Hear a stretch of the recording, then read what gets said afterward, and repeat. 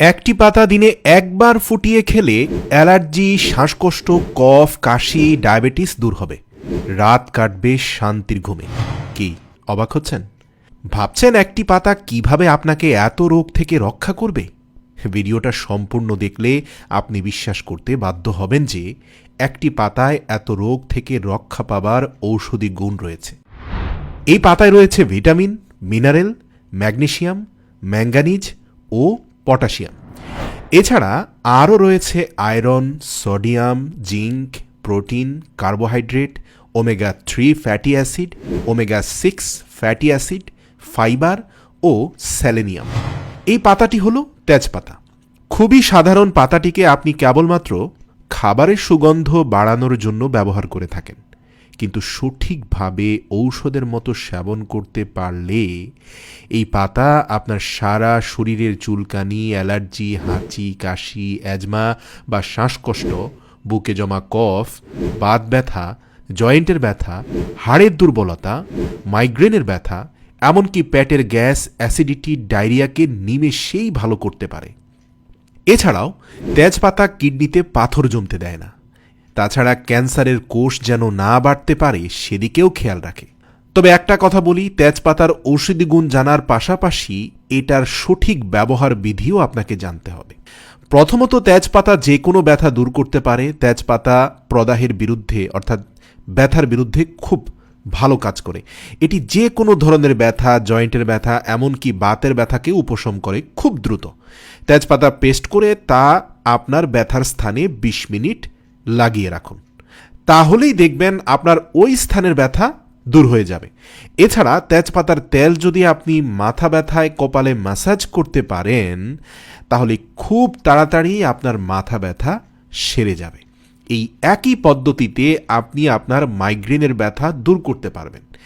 একটি গবেষণায় দেখা যায়, দিনে যদি আপনি মাত্র 2 বার তেজপাতা ঔষধ এর মতো গ্রহণ করতে পারেন, তাহলে আপনার শরীরে শর্করার পরিমাণ কমে যাবে। এই শর্করা বা সুগার যদি নিয়ন্ত্রণে থাকে, তাহলে ডায়াবেটিসও নিয়ন্ত্রণে থাকবে। যারা টাইপ 2 ডায়াবেটিসের ঝুঁকিতে আছেন তাদের জন্য এই তেজপাতা খুবই উপকারী। এজন্য আপনাকে 2 থেকে 3টি তেজপাতা ছোট ছোট করে ছিঁড়ে নিয়ে তা 2 গ্লাস পরিমাণ পানিতে ফুটতে দিতে হবে। হালকা তাপে ফুটিয়ে তা 1 গ্লাস পরিমাণে নিয়ে আসুন এবং এই পানি দিনে 2 বার করে সেবন করুন। তবে 1 গ্লাস একেবারেই সেবন করতে হবে, পরবর্তী সেবনের জন্য আবার বানিয়ে নিতে হবে। মনে রাখবেন, এই পদ্ধতিতে সকালবেলা ও রাত্রের বেলায় ঘুমানোর আগে আপনি সেবন করবেন। তবে খালি পেটে সেবন করার কোনো প্রয়োজন নেই। আপনি যে কোনো খাবার খাওয়ার 2 ঘন্টা আগে অথবা 2 ঘন্টা পরে সেবন করলেই চলবে। আপনি যদি কোষ্ঠকাঠিন্যের রোগী হয়ে থাকেন, তাহলে তেজপাতা আপনার স্বাভাবিক হজম শক্তি ফিরিয়ে আনবে। এটি শরীর থেকে অতিরিক্ত টক্সিন বের করে দেয়। এছাড়া অতিরিক্ত প্রস্রাবের সমস্যা কমায় এবং হজম রস তৈরি করতে এটি খুব ভালো কাজ করে। তেজপাতায় থাকা এনজাইম দ্রুত খাবার ভাঙতে পারে, ফলে যারা অন্ত্রের সমস্যায় ভুগছেন তাদের জন্য তেজপাতা খুবই উপকারী। তেজপাতা আপনার খাওয়া খাবারকে সঠিকভাবে হজম করায়, ফলে যেমন আপনার কোষ্ঠকাঠিন্য হয় না, তেমনি ডায়রিয়া বা পেটের অন্যান্য রোগও হয় না। এক্ষেত্রে আপনাকে তেজপাতা খুব ভালো করে ধুয়ে তা গুঁড়ো করে নিতে হবে এবং রাতে ঘুমানোর আগে হাফ চা চামচ তেজপাতার গুঁড়ো 1 গ্লাস হালকা গরম পানিতে ভালো করে মিশিয়ে খেয়ে নিতে হবে। তারপর সকালে উঠে দেখবেন যে আপনার পেট পরিষ্কার হয়ে গেছে। এছাড়াও আপনি তেজপাতা বেটে তা ক্ষতস্থানে লাগাতে পারেন। এভাবে ক্ষতস্থান সেরে গিয়ে খুব দ্রুত আরোগ্য লাভ করবেন।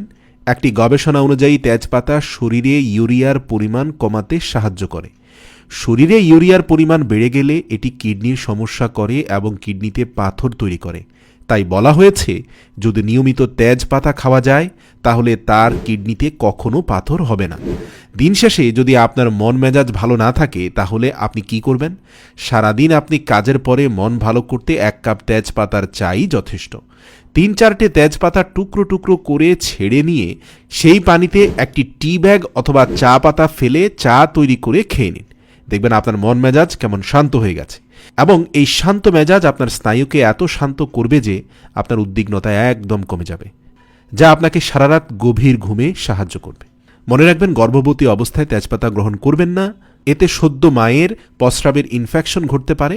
এছাড়াও সার্জারি রোগীদের 2 সপ্তাহ তেজপাতা খেতে নিষেধ করা হয়, কারণ এটি স্নায়ুতন্ত্রের উপর প্রভাব ফেলে। তাই এই সময়টুকু বাদ দিয়ে আপনি তেজপাতা গ্রহণ করতে পারেন, এটার কোনো সাইড এফেক্ট নেই।